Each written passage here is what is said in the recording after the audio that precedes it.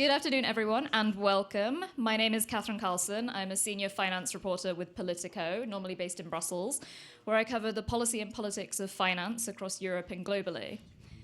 Now, we're here to talk about TradFi versus crypto. That debate's traditionally been treated as a bit of a battle, with crypto cast as a challenger to the existing system, traditional finance as the gatekeeper that's resisting it.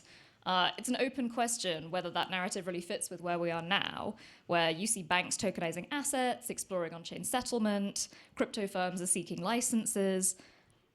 Is it a battle at all, or are we seeing a convergence here?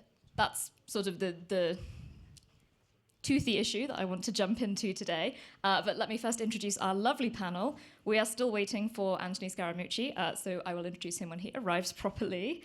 Otherwise, I have Kim Hochfeld, Global Head of Digital and Cash at State Street Investment Management. I have Ronit Ghose, Global Head Future of Finance at Citi. Tom Duff Gordon, VP of International Policy at Coinbase. And Jonathan Levin, CEO and co-founder of Chainalysis. I realize I've just introduced you in the wrong order, but it's Davos. We'll keep it moving.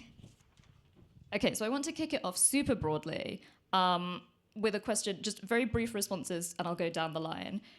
This framing that we're seeing, TradFi versus crypto, the battle, this sort of terminology, is that a helpful way to look at this issue? Or are we actually seeing more of a convergence between traditional finance, blockchain technology, crypto?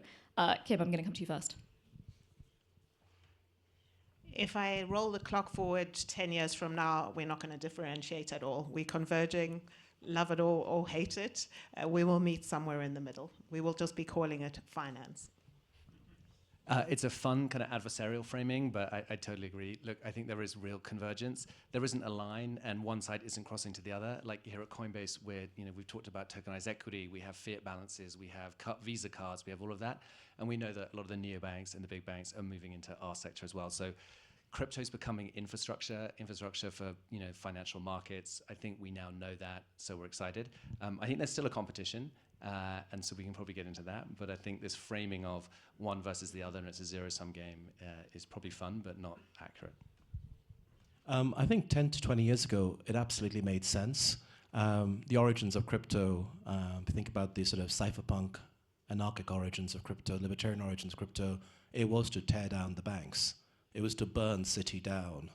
Now all of you guys are turning up in suits and ties at my office. Crypto, oh, sorry, yeah. Like TradFi guy, not in a This is convergence. This is convergence. I was on a panel this morning with Cash from Circle. He too was wearing a tie, and I was dressed, okay, maybe overdressed for this weather, in this kind of woolly cardigan thingy and a jacket. The only time I meet people wearing ties outside the Central Bank of Japan. Bank of Japan and central banks in the Middle East are my crypto friends now. So yes, 15 years ago, 20 years ago, crypto was burn down the banks, burn down the Fed. Today, I always joke, it's Fi-Fi. It's not TradFi, it's not DeFi, it's like finance, it's Fi-Fi.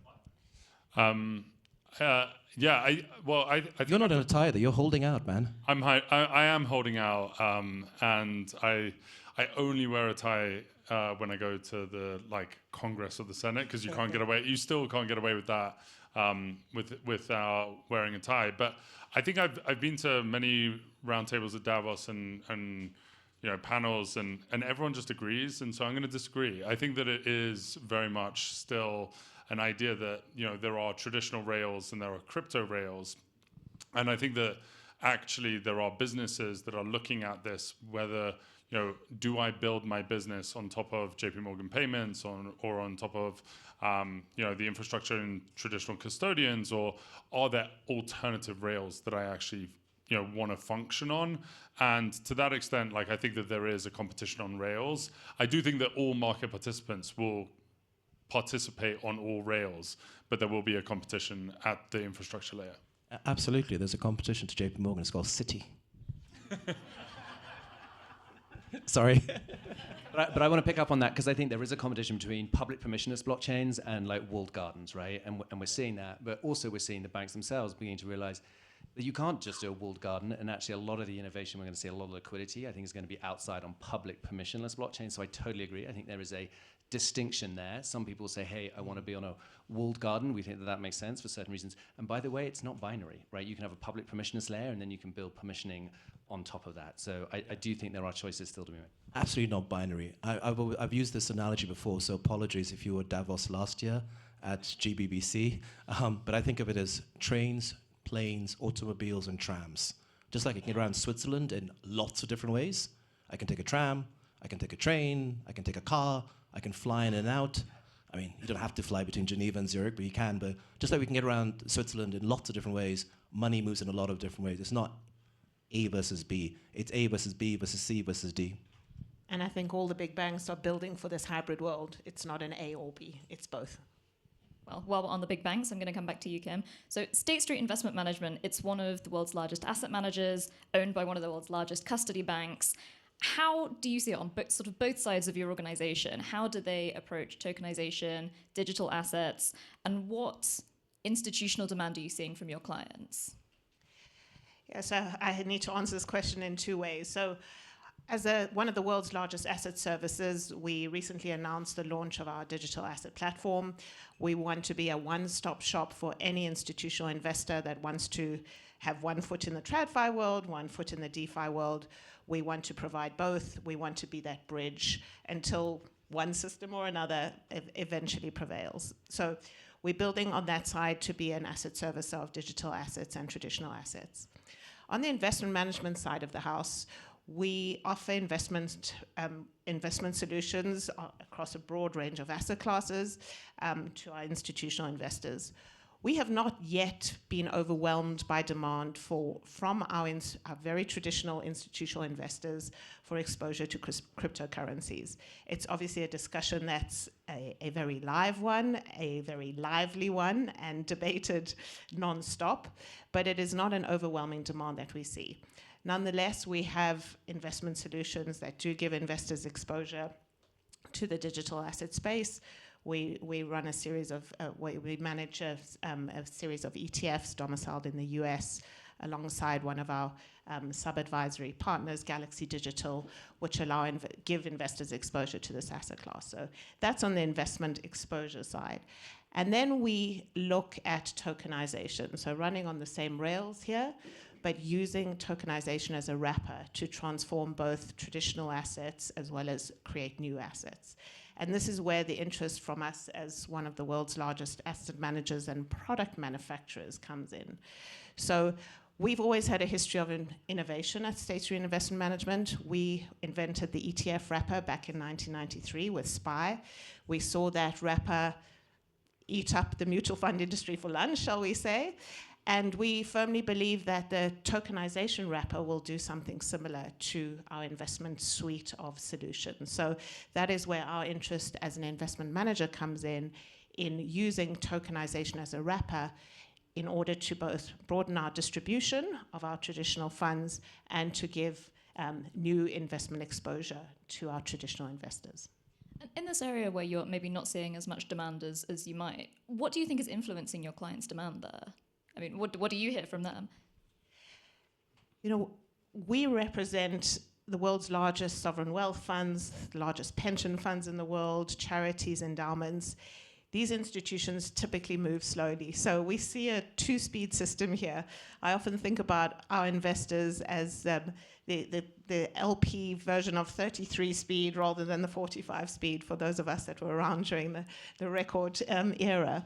So investors use us for the trust that we bring, for the stability, for all the integrity, and all the compliance that a name like State Street operates within. We're a highly regulated institution, both on the bank side as well as an investment manager. And we move slowly because our clients are moving slower. So huge interest. We spend a lot of our time on education, but I still think there's a huge amount of caution in terms of moving too quickly from our investor base.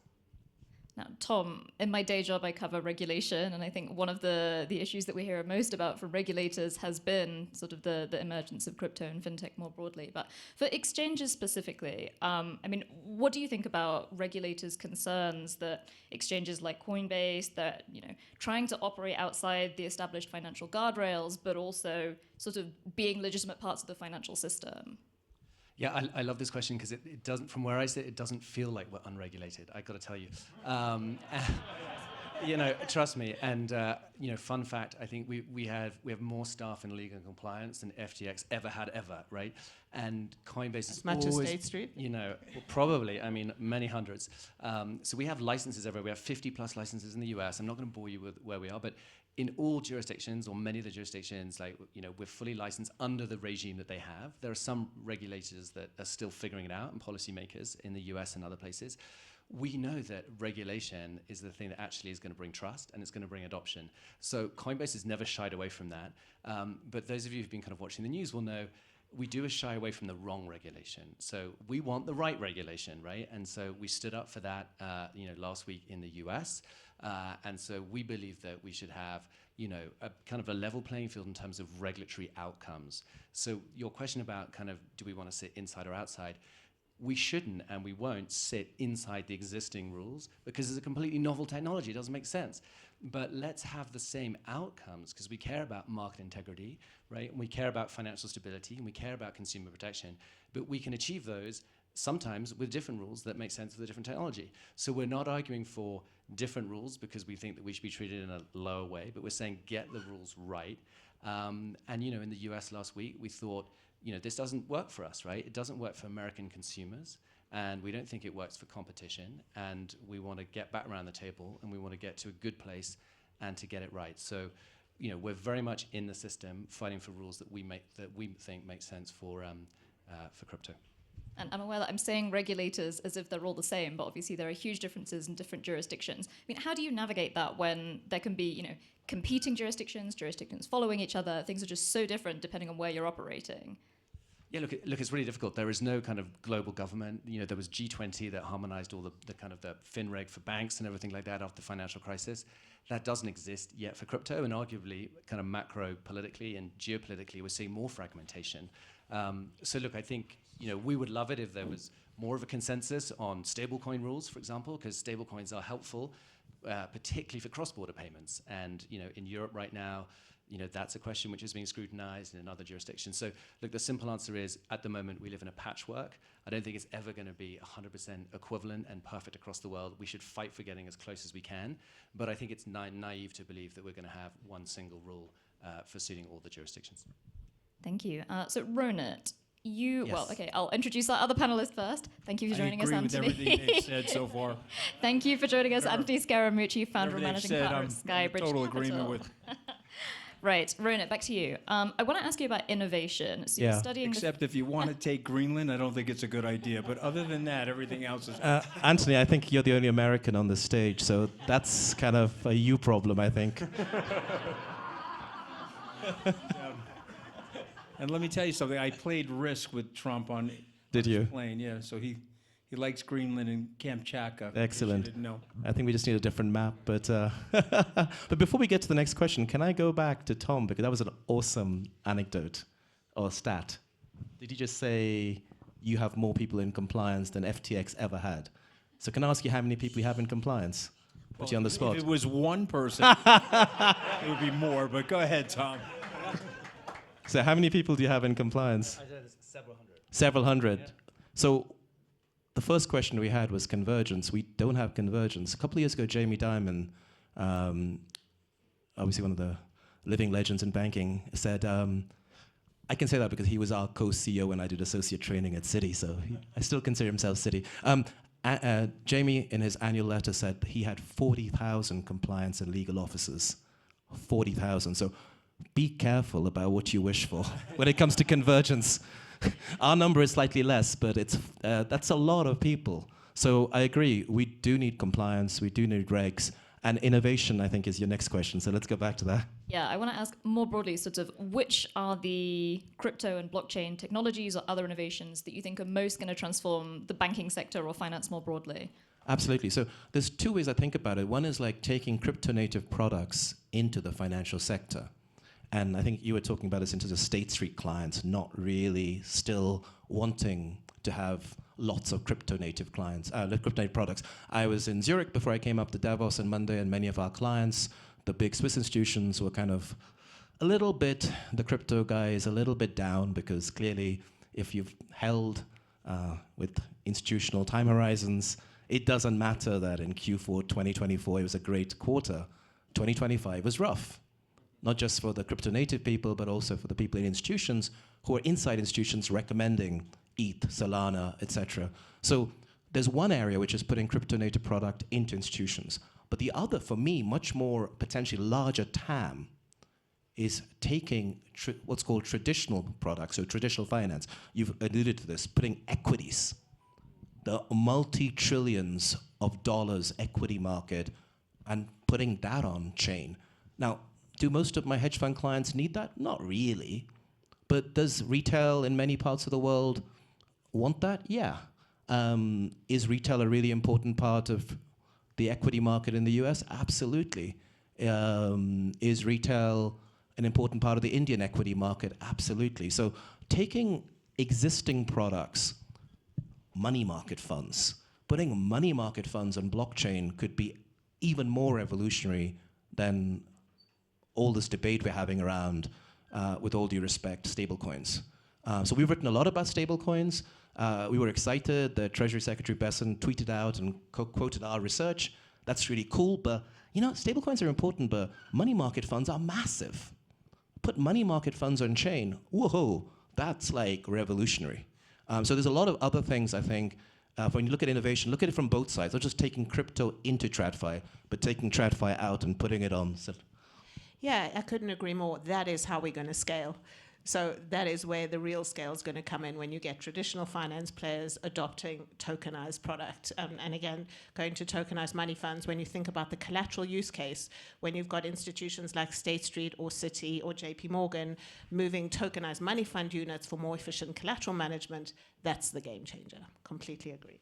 Okay, Jonathan, at the end there, I want to come to you on your sort of bird's eye perspective, because obviously your firm, you've got a lot of visibility into what's going on in blockchain transactions throughout the ecosystem. What are the patterns that you're seeing in terms of illicit activity versus legitimate use cases? And do you think there are any misconceptions about crypto's role in financial crime? Yeah, there's definitely misconceptions. Probably not in this room, because I feel like I'm going to preach to the choir. But in other rooms in Davos, there's still, I would say, like, not a great smell associated to crypto, which has obviously become way less pungent over the years, but it has still like lingered in the sort of dark rooms of Davos. And I think that one of the things that people don't understand is that fighting financial crime inside the crypto industry is actually far more effective than in traditional finance, and the amount of recovery that has happened from illicit actors. We've helped seize over $30 billion worth of criminal proceeds with our law enforcement partners and private sector partners as well. And that really changes the perspective on, if you look at like how much money is being seized from bank accounts, which is far, far less than that across the globe. And even though crypto is used far less than cash for illicit purposes across the world, or real estate or trade. And so actually, I think the one thing that maybe is a misconception is that fighting crime inside crypto is less effective, and I actually would argue that we're much more effective at it. That being said, I think we have seen a bit of a shift this year to actors abusing crypto that are uncomfortable and are serious national security risks, and really the policymakers and businesses have to be able to devise mechanisms to stand up to that. And when you do know that Russia, Iran, Venezuela are using crypto, these are nation state actors that we care a lot about, and stuff that we need to tackle with the appropriate mechanisms. And I think that one of the good things that we have seen through the emergence of MiCA, through the emergence of more regulatory attention in the US, is that actually we have the tools and techniques to be able to go after those funds. We can sanction the Russian stablecoin. We can cut off the access to the financial system writ large through that. And actually that can create a safer ecosystem for the promises of innovation that we want to see around tokenization and stuff like that.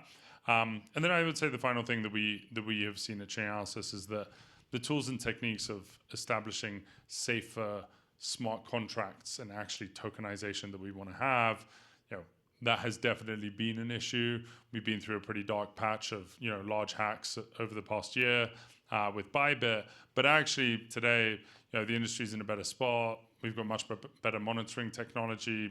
We as Chainalysis have said that we have gone into prevention rather than just investigations, and that's been a big push for us this year for helping businesses actually securely have smart contracts that secure real world assets on chain and stuff like that. And let me throw it open to the panel more broadly on this. Those seized crypto assets, what should we be doing with them? Anyone want to stick their hand up there? I mean, I'll say, first and foremost, we should give them back to victims.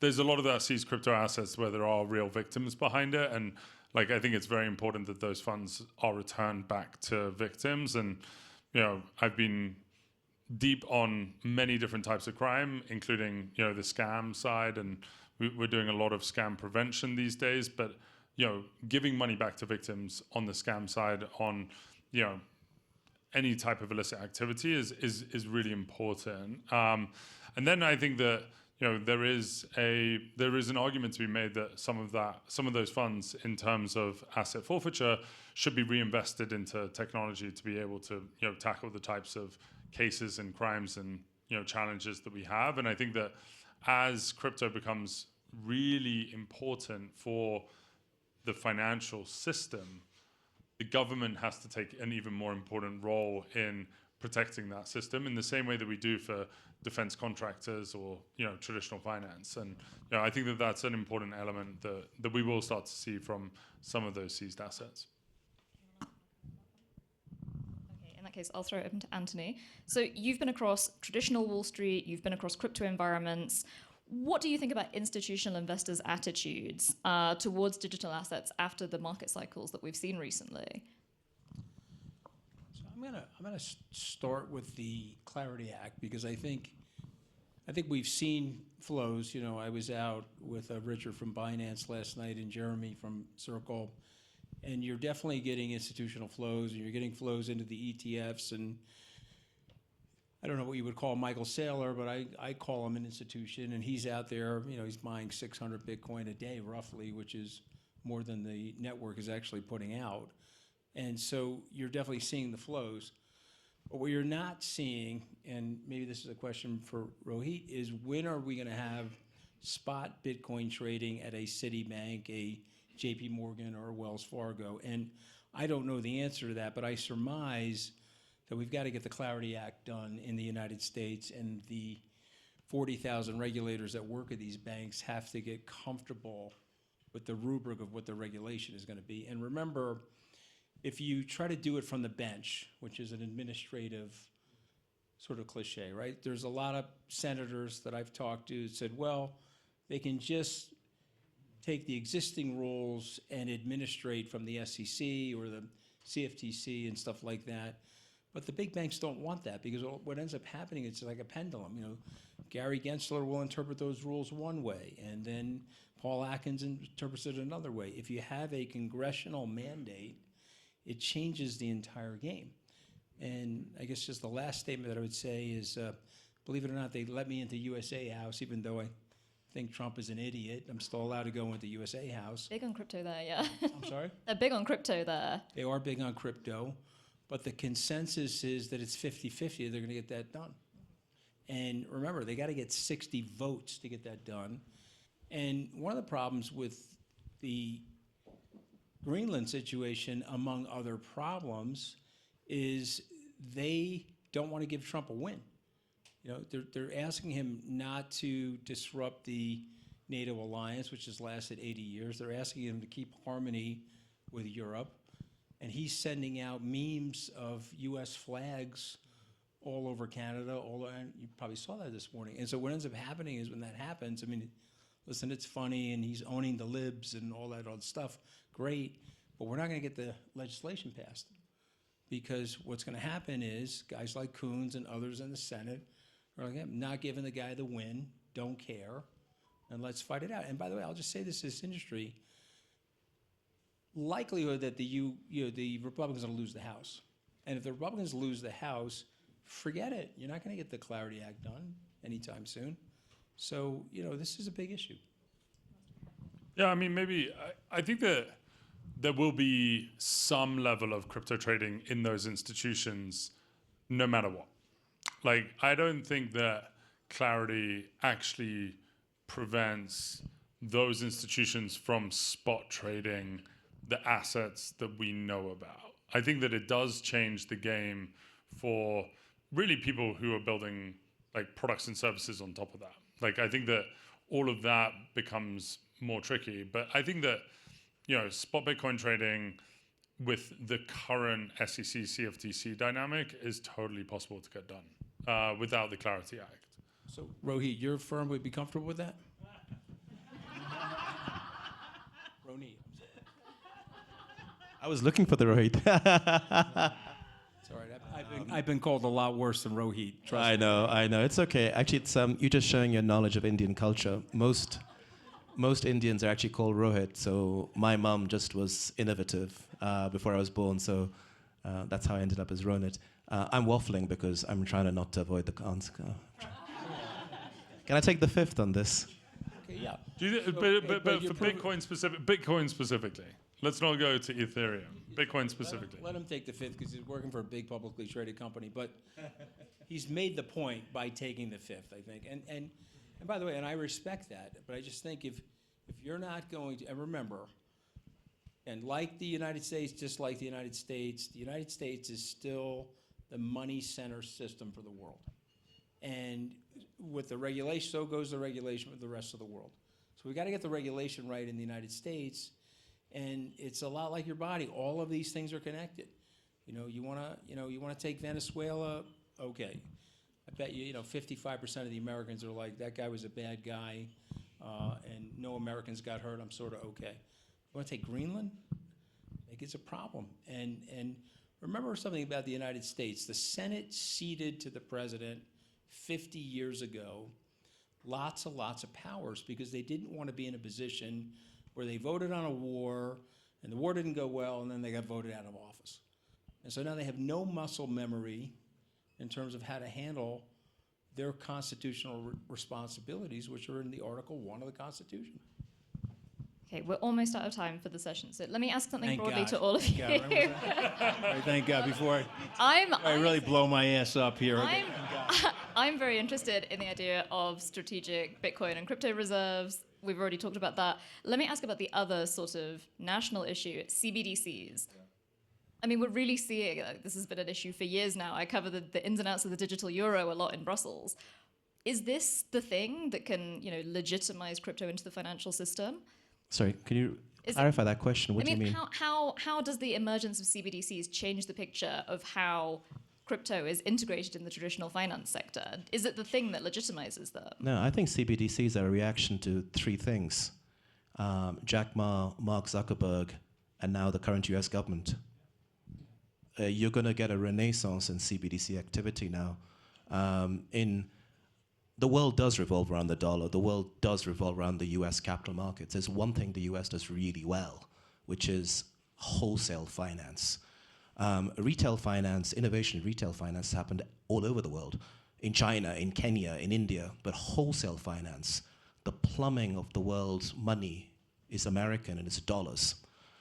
Now, given the current focus on national sovereignty and let's call it politely sort of national first interests, the conversations we have, and I'm sure other people have in the room, is people want access to the US. They want to hold dollars, whether it's in stablecoin format if you're in Venezuela or in Argentina or in Pakistan, or in large quantities to invest in the latest deal coming out of the valley, to invest in NVIDIA public shares or in OpenAI private shares. People want that access. But you can just see what's happening on the sovereign side. Holdings of US paper peaked at 72% of central bank reserves a few years ago. We're down to 57, 58%, and that number's just going to keep going down. And that's a store of value thing, diversification for a store of value. You're going to get a renewed focus on diversification from means of payment. So actually, the four, I said, Jack Ma, Mark Zuckerberg, and the current US government, I missed Russia, Ukraine. Those are the four drivers. So if you're in China, if you're in the Middle East, if you're in Saudi, if you're in India, if you're in China, you've already had these discussions, which is, what if one day I get debanked? And not crypto debanked, like debanked from the global financial system. So I need a rail, Saudi to China. I don't plan to use it much because I'm still part of the US kind of alliance if I'm Saudi, and now maybe this, I don't live in Europe, I live in Dubai. I don't have a Eurozone passport. I had to queue 55 minutes to get into this country, so thank you, Brexit. But I throw it out to the Europeans in the room, the Eurozone. Do you want your own rails? CBDC. I think there's going to be a renaissance. Because before, CBDCs are a solution looking for a problem. You found your problem. Yeah, look, I think to build on that, an important point is the US is not going to do a CBDC, right? Oh, agreed, 100%. So I think that's really important. So a lot of the time a CBDC is a solution looking for a problem. I think you said that, particularly on the retail side. The world's biggest kind of economy with the biggest and deepest capital market, they're not going to use a CBDC to settle tokenized wholesale transactions. They're going to use stablecoins, right? They're going to use stablecoins for all of it. That's going to bear the weight. Will there be tokenized deposits? Will there be CBDC? Will there be stablecoins? Yeah. Cash is going to go on chain in those three different formats. But I think it was, my message to kind of governments around the world is take a look at what's happening in the US, right? Stablecoins are proliferating. They're growing really, really fast. There is an insatiable demand for access to the US dollar in parts of the global south, big markets. Yeah. They're not doing a CBDC. CBDCs don't exist yet. They're not going to be programmable. They're probably not going to be, kept up to speed with the kind of CBDC that we're seeing. So by all means have them. They may have a use case, like tokenized deposits may have a use case interbank. But the thing that exists now and works, that settled 33 trillion in volume, right, last year, it's not just kind of speculative settling crypto trades. We're talking about 6.5 billion of B2B happening month over month and scaling faster and faster.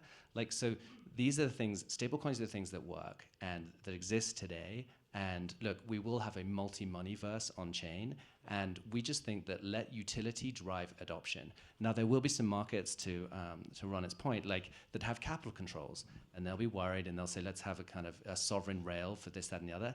And so that will exist. But I'm thinking that this will be the year for stablecoins post-Genius. That's been such a catalyst. I completely agree. Such a catalyst to. I completely agree. Stablecoins are going to be huge. Stablecoins are going to be huge. Hollywood is huge. We have Hollywood, but we also have Bollywood. We have K-pop. The rest of the world ain't watching Hollywood alone. They're watching Bollywood and K-pop. So that's why I think, the rest of the world's not going to follow in the public sector, America. Privately, yes, they'll carry on investing in America. And for that, we need dollars. Jonathan. I'm going to do the opposite of the mooch, and I'm going to have to leave. Okay. Well, in that case, let's use this as an opportunity to shut it down.